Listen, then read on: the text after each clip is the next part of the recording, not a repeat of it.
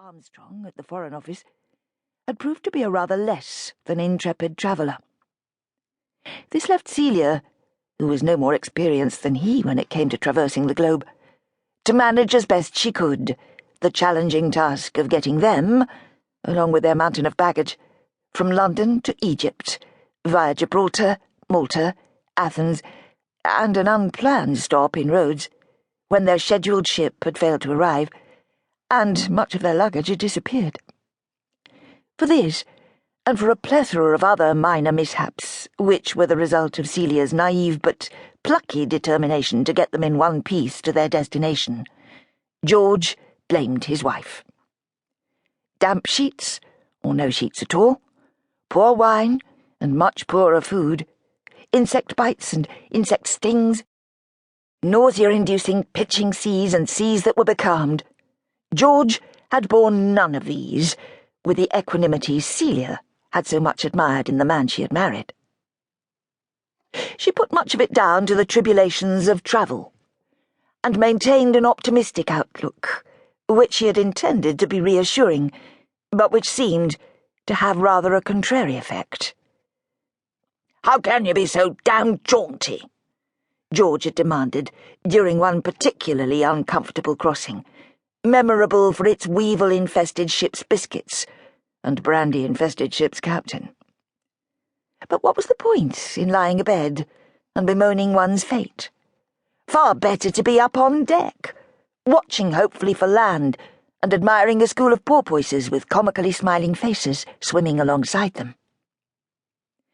But George could not be so easily distracted, and eventually Celia had learned to keep her fascination for all things strange and colourful to herself.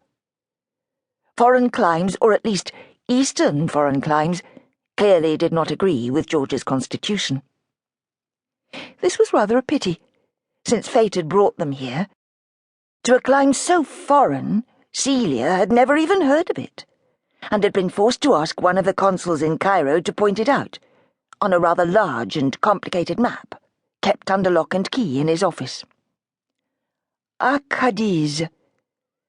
Celia said the word experimentally under her breath. Impossibly exotic. It conjured up visions of closed courtyards and colourful silks, of spices and perfumes, the heat of the desert, and something darker and more exciting she could not put into words.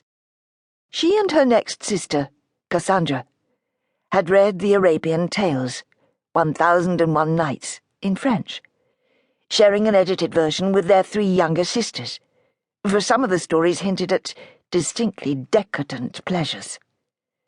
Now, here she was in Arabia, and it looked even more fantastic than she had imagined.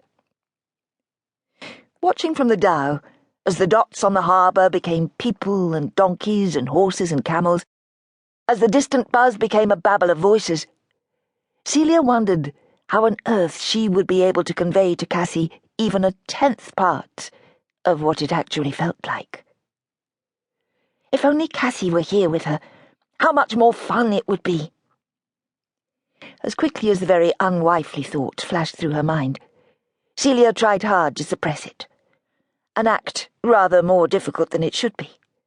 For though she had been married for exactly 3 months, 1 week and 2 days, she did not feel at all like a wife, or at least not at all as she had expected to feel as a wife.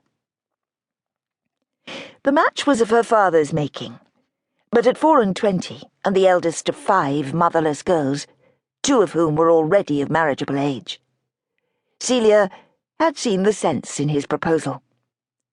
George Cleveden was Lord Armstrong's protégé. He was well thought of, and great things were expected of him. "With a hostess like you at his side, he can't fail," Papa had said bracingly, when he'd first put forward the idea. "You've cut your teeth in diplomatic circles as my hostess, and a damned fine fist you've made of it. You can hold your own with the best of them, my girl, and let's face it, Celia, it's not as if you've your sister's looks. You take after my side rather than your mother's, I'm afraid. You're passable enough, but you'll never be a toast. And it's not as if you're getting any younger." Celia bore her father's casual assassination